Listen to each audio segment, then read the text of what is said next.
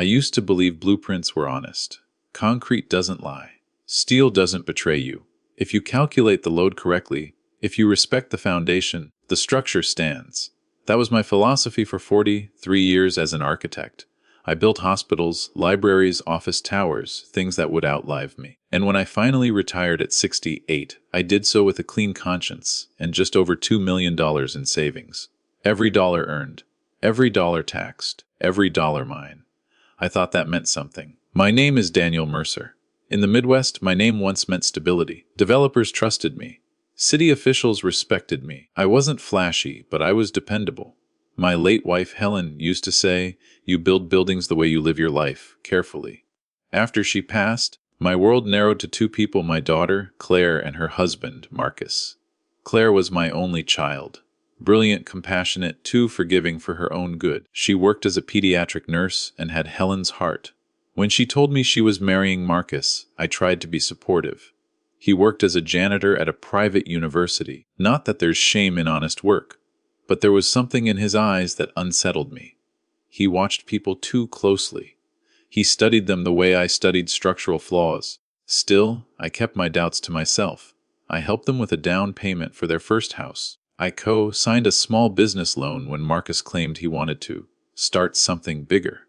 I even made him my financial power of attorney when I had minor heart surgery 2 years ago. Just in case, Claire had said, squeezing my hand in the hospital room. Family takes care of family, Dad. I believed that. After retirement, I moved into a lakefront condo. Nothing extravagant, just peaceful. I'd wake up early, make black coffee, and watch the sun rise over the water. I reviewed investment statements like they were project drafts. My portfolio was diversified, conservative, protected. Or so I thought. Marcus started visiting more often. "Just checking on you, Pop," he'd say, clapping my shoulder a little too firmly. "You shouldn't be dealing with all that financial stress alone. I've handled larger budgets than most corporations." I'd reply evenly. He'd laugh, but his eyes never laughed. Then there were the subtle suggestions. "Maybe you should simplify things. You know, at your age, scams are everywhere. Claire worries about you." He planted seeds, small ones. Harmless on the surface, but seeds grow roots. Looking back now, I realize something chilling. Betrayal doesn't arrive like a wrecking ball. It seeps in like water through hairline cracks, invisible at first, silent, patient. And I, the man who built skyscrapers that withstood earthquakes, failed to inspect my own foundation. The last peaceful evening of my old life, I remember staring at Helen's photo on the mantel. "I did good, didn't I?" I whispered. The silence in that room feels different now when I replay it in my mind. Not peaceful, ominous. Because the next morning, I would open my bank account and realize the structure of my life had already begun to collapse. The morning my world collapsed began like any other. Coffee, silence. Lake water reflecting a pale gray sky. I logged into my primary investment account out of habit, expecting nothing more than routine numbers and mild market fluctuations. Instead, I saw a balance that didn't make sense. A 38,402.17. I blinked. That account had held over wonders 3 million the week before. At first, I assumed a system error. Even architects can misread numbers before caffeine. I refreshed the page, logged out, logged back in. Same number. My pulse thudded against my ribs, not panic yet, but confusion. Confusion can be corrected, errors can be reversed. Then I opened the transaction history, wire transfers. Multiple. Over the past 3 months. Large, calculated amounts. Never round numbers. Always just under thresholds that would automatically trigger federal review. Whoever did this understood compliance systems. My throat went dry. There was documentation attached to each transfer, digitally signed authorization forms. Signed by me. My name. My signature. Perfectly replicated. I whispered, "No, no, no. I've signed thousands of contracts in my life. I know my handwriting the way I know my own reflection." The signature on those documents was mine, but it wasn't. It was too smooth, too rehearsed. I called the bank immediately. After 22 minutes on hold, a calm representative named Melissa informed me that the transactions had been authorized with full documentation and secondary verification. "Mr. Mercer," she said gently, "the power of attorney on file authorized these movements." My stomach dropped. Power of attorney. Marcus.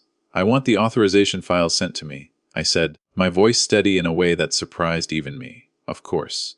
They were notarized and processed without issue. Notarized, processed, without issue. By noon, I was in my car driving to Claire's house. My hands gripped the steering wheel so tightly my knuckles turned white. I wasn't angry yet. I was calculating. Running scenarios, looking for structural weaknesses in the story. There had to be a misunderstanding. Claire answered the door with a smile that faltered when she saw my face. "Dad, what's wrong?"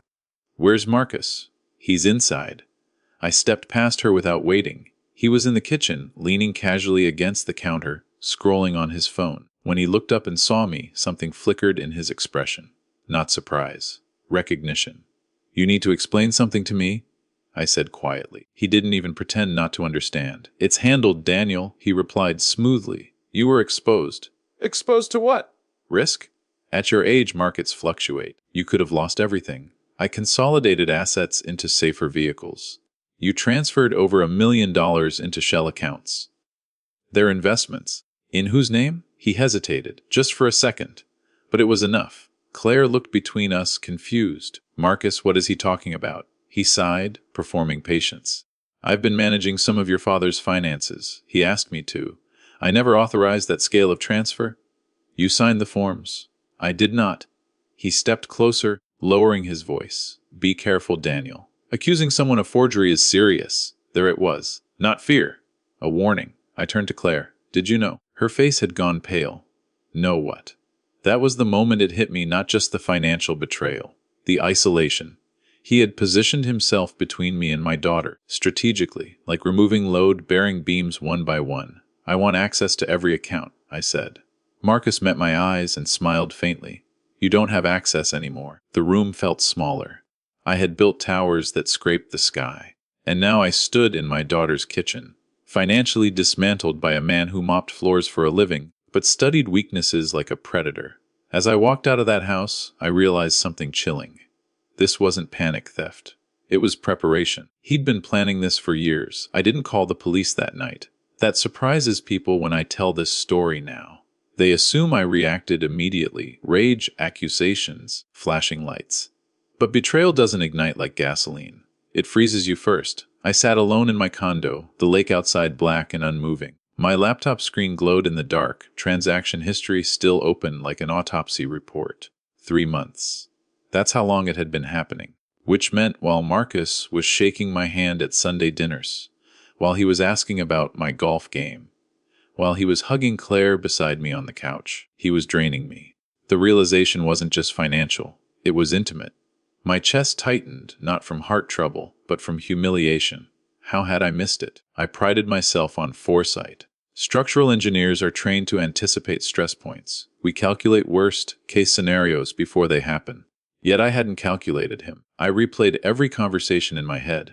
Maybe you should simplify things. You shouldn't handle complex finances alone. You're not as sharp as you used to be. Subtle erosion. He wasn't just stealing money. He was laying groundwork to make me appear incompetent. A strategy. If I accused him publicly, he could frame me as confused, elderly, forgetful. My own power of attorney would work against me. I poured myself a drink I didn't need. I thought about Claire. If I went to the authorities immediately, it would become a criminal case. Headlines, courtrooms, public records. My daughter's husband in handcuffs. Her life detonated. Did she know? That question haunted me more than the missing millions. There were moments, tiny ones, when she'd seemed distant recently. Tired. Defensive. "Dad, you worry too much." Marcus is just trying to help. Was she blind or complicit? The idea made me physically ill. I walked to Helen's photo again. I failed. I whispered. I brought him into this family. My wife had always trusted my instincts, and I had ignored them for years, convincing myself I was being judgmental, that I was protecting Claire from unnecessary suspicion.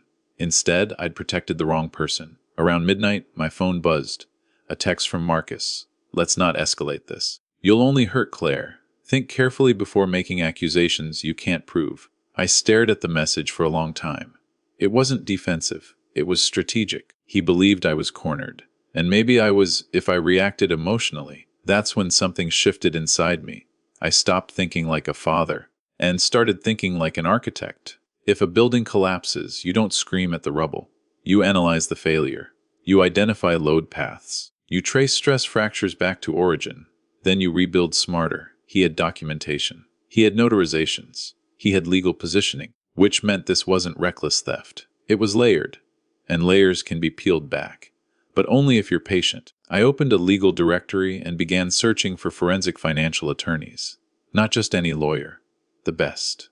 I would not confront him again until I understood the full scope. If he wanted to treat this like a calculated operation, so would I. By 20 Hodor to M, my fear had cooled into something sharper, not rage, precision. He thought my age made me fragile. He forgot something critical.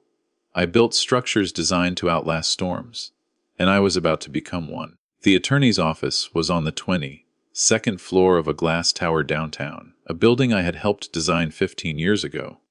There was something poetic about that. I sat in the lobby beneath steel beams I had once calculated myself and waited to dismantle the man who thought he had dismantled me. Her name was Evelyn Cross, late 50s, razor-sharp eyes, the kind of lawyer who didn't waste syllables. She listened without interrupting as I laid out everything: power of attorney, notarized documents, wire transfers just below federal reporting thresholds. When I finished, she folded her hands. "He didn't steal impulsively," she said. "He engineered this." "I know. You gave him legal access. That complicates things." "I assume that. But," she added, leaning back slightly, "forgery is forgery, especially if we can prove intent to defraud." I slid printed copies of the signatures across her desk. She studied them for a long time.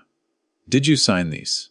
"No." "Good," she said calmly, "because they're excellent but not perfect." That was the first time in days I felt something close to oxygen in my lungs. "There's hesitation pressure here," she continued, pointing at a microscopic detail. "A person copying a signature often presses harder at transition curves." I almost smiled. Marcus had studied my finances. He hadn't studied forensic ink analysis. "We don't confront him yet," Evelyn said. "We investigate quietly. If he's moved money into shell entities, we trace them. If he thinks you suspect him, he'll reposition assets. He already warned me not to escalate." "Good. That means he believes he's ahead." She paused. "Do you want your money back, or do you want to destroy him?" The question hung in the air. I answered carefully. "I want justice." She held my gaze as if measuring whether I meant revenge. "Justice," she repeated. "Understood." Over the next 2 weeks, my life became surveillance and silence. I said nothing to Claire. I didn't respond to Marcus's occasional checking-in texts. Meanwhile, Evelyn's firm worked in the shadows: forensic accountants, digital signature analysts, banking compliance specialists. The findings were worse than I imagined. He hadn't just transferred funds. He had created 2 LLCs in another state. Both recently established, both controlled by him. But here was the part that shifted the ground beneath me. Claire's name appeared as a minority member. I stared at the documents when Evelyn showed me. "Is she involved?" she asked carefully. "I don't know." And that uncertainty hurt more than the missing millions. Had he forged her involvement too? Or had she signed something without understanding it? Or, the darkest possibility, had she known all along? Evelyn outlined the strategy. "We file nothing yet. Instead, we request a formal financial review under elder exploitation statutes, quietly. Once authorities are looped in confidentially, we let him continue operating." Why? Because the longer he believes he's safe, the more evidence he generates. It was brilliant. Architectural, even. Allow structural stress to increase until the fault line exposes itself. I left her office that day with a different posture. Marcus thought he had stripped me of control. He didn't realize I had just regained it. That evening, he called unexpectedly. "Daniel," he said smoothly, "have you thought about what we discussed?" "Yes," I replied calmly. "And I trust family," I said. There was a pause. Then he chuckled. "Good." He thought that meant surrender. He had no idea it meant I was letting him build higher, so the fall would be fatal to his freedom. Marcus made his mistake on a Thursday. I remember because it was raining, the kind of steady Midwest rain that makes everything look washed and clean. I almost laughed at the irony. That morning, Evelyn called me before Ada. He moved it," she said. "Moved what?" "The remaining liquid assets from the second LLC into cryptocurrency." I closed my eyes. Desperation disguised as confidence. "Can we trace it?" "Yes," she replied calmly. And more importantly, he didn't just move funds. He signed new authorization documents yesterday. "In my name?" "No." A pause. "In Claire's." That felt like a blade sliding between ribs. "Is it her signature?" "Yes," Evelyn said. But that doesn't mean she understands what she signed. I sat in silence. If Claire had knowingly participated, this became something else entirely. Not just fraud, not manipulation, conspiracy. But I knew my daughter, or at least I hoped I still did. What's the next step? I asked. We initiate the Elder Financial Exploitation Review today, quietly. Once filed, his accounts will be flagged. He won't know immediately, but institutions will begin freezing activity. And the crypto. We've already contacted the Exchange Compliance Division. I leaned back in my chair, staring at the ceiling. The trap was closing. But here's what Marcus didn't anticipate. I wasn't interested in simply reclaiming money. I wanted the narrative. So I called him. Marcus, I said evenly. I've been thinking about restructuring the rest of my estate. He sounded almost pleased. That's smart. I'd like your help reviewing everything this weekend. A small hesitation. Then, of course. He thought I was surrendering authority. In reality, I was documenting his behavior. Saturday afternoon, I went to their house with a leather portfolio. Inside were blank documents, harmless drafts Evelyn had prepared. Marcus sat at the dining table, leaning forward, confident. We should simplify ownership structures, he said, tapping one of the drafts.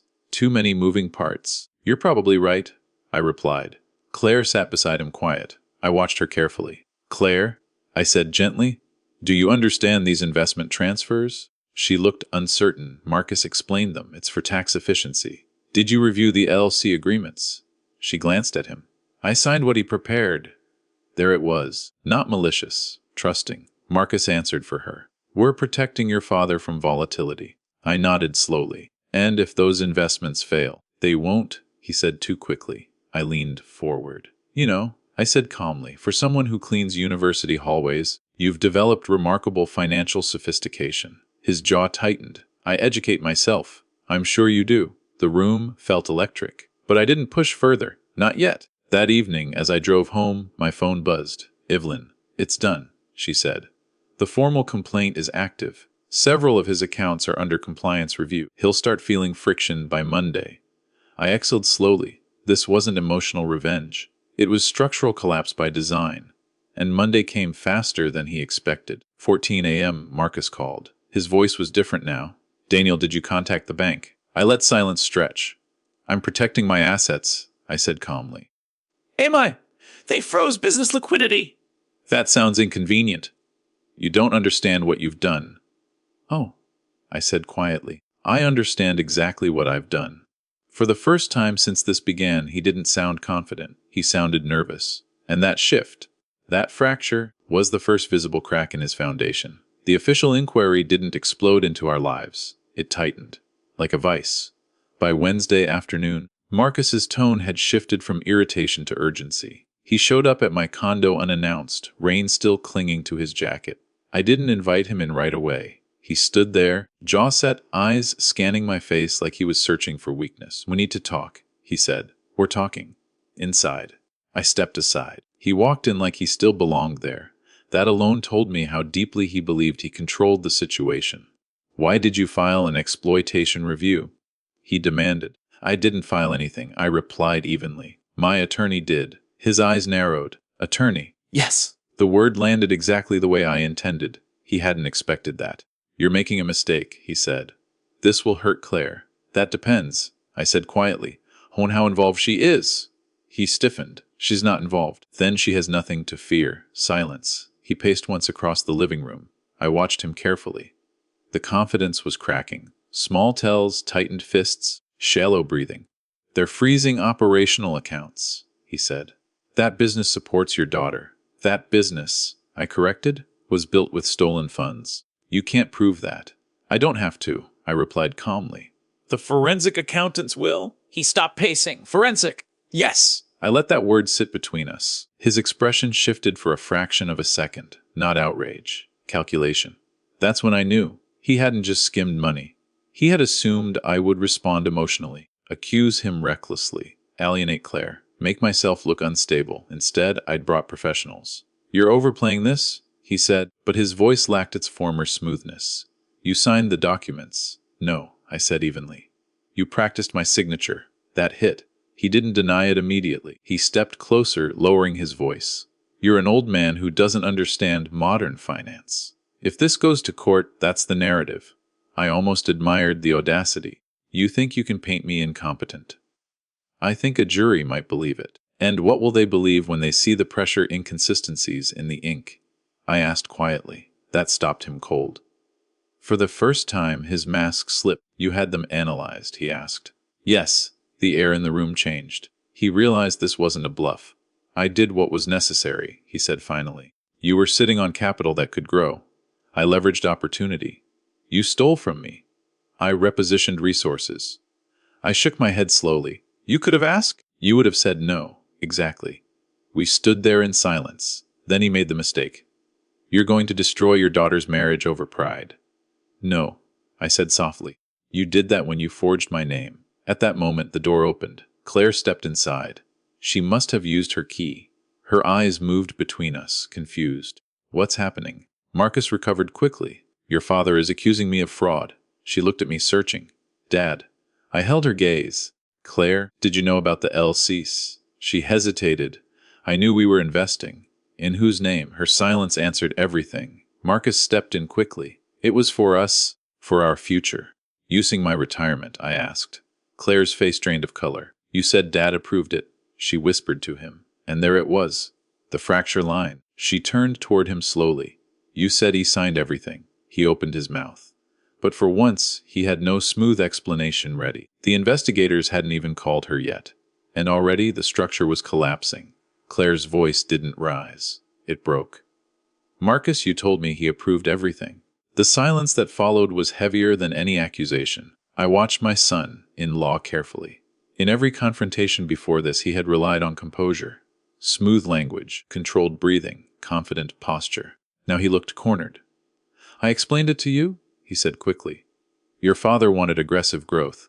She shook her head slowly. Dade doesn't do aggressive growth. She knew me. That realization steadied something inside my chest. I spoke gently. Claire, I never signed those transfers. Her eyes filled, but not with anger at me. With realization, she turned to Marcus. Show me the original documents. They're digital, he snapped. This is being blown out of proportion. No, she said, and there was steel in her voice I hadn't heard before. Show me. He didn't move. And that was his answer. Within 48 hours, the investigation shifted from quiet compliance review to formal inquiry. The bank's fraud division contacted me directly. The cryptocurrency exchange flagged suspicious transfers tied to identity discrepancies. The notarization records were examined. One notary denied ever meeting me. Another admitted Marcus had appeared alone, claiming I was too ill to travel. The structure was cracking everywhere at once. Marcus tried to regain leverage. He sent me a message late Friday night. We can settle this privately. Drop the complaint. I'll return part of it. Part. As if that was generous. I didn't respond. Saturday morning, Claire came to my condo alone. She looked exhausted, eyes red, posture slumped in a way that reminded me painfully of her mother's final weeks. Betrayal ages a person quickly. I didn't know, she said quietly as she sat across from me. He said you wanted tax shields. He said you didn't want to worry me. I know, I said. Did you ever suspect me? The question hurt more than the money, yes, I admitted softly. For a moment. She nodded, accepting the honesty. He's been different this year, she whispered. Secretive. Defensive. I thought it was stress. It was greed, I replied. Tears slipped down her cheeks, not loud, not dramatic, just quiet devastation. They're talking about criminal charges, she said. I didn't request prison, I answered. I requested investigation. But it will go there. Wes. She looked at me, torn between loyalty and truth. Dad, if he's convicted. You'll survive? I said gently. Better a broken illusion than a lifetime built on lies. By Monday, formal charges were filed: financial exploitation of an elderly adult, fraud, forgery. The university placed Marcus on administrative leave pending investigation. Neighbors began whispering. Friends stopped calling him. The business accounts were seized. The LLCs dissolved under legal pressure. And the $2 million. Most of it was frozen before it could disappear permanently. Not all, but enough. When officers arrived at their house with paperwork, Claire stepped aside. She didn't defend him. She didn't argue. She simply watched. Marcus looked at me once as they escorted him toward the car. There was no arrogance left, only disbelief. He had calculated risk, but he had underestimated resistance, and that miscalculation cost him everything. That night, I stood by the lake again. The water was still. The world hadn't ended. It had corrected itself. The day Marcus accepted a plea deal, the sky was painfully clear. No rain, no storm, no drama. Just sunlight pouring over a courthouse that had seen thousands of men walk in confident and walk out changed. I didn't attend the hearing. I didn't need to. Evelyn called me afterward. He pled to felony fraud and forgery, she said. Reduced sentence in exchange for restitution agreements and full financial disclosure.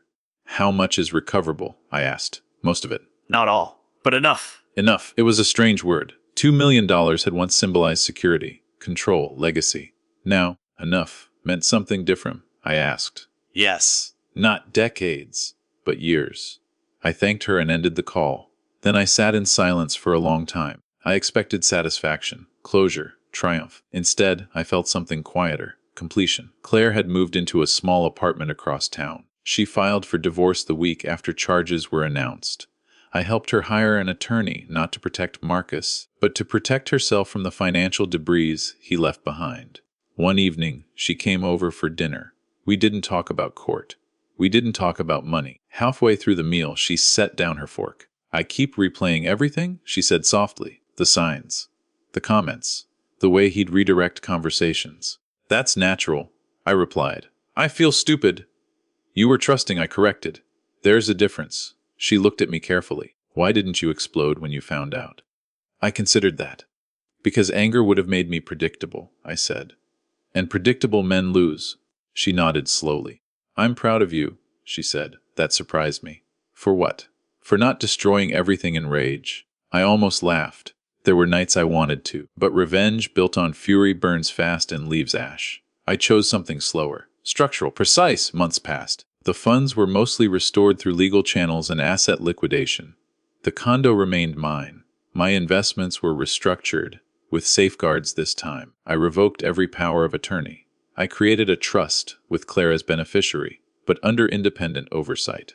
Not because I don't trust her, because I now understand something deeply. Love does not replace accountability. One evening, as I stood again by the lake, I held Helen's old photograph. I protected what we built, I told her quietly. And I had, not just the money, the principle. Marcus believed my age made me weak. That patience equaled passivity. That family loyalty could be weaponized. He was wrong. I didn't win because I was ruthless. I won because I was disciplined. And discipline outlasts manipulation every time. The lake shimmered in the fading light, steady and unmoved. So was I. Betrayal hurts most when it comes from family. But justice doesn't require hatred. It requires clarity, patience, and the courage to act wisely instead of emotionally. True strength isn't loud revenge. It's controlled accountability.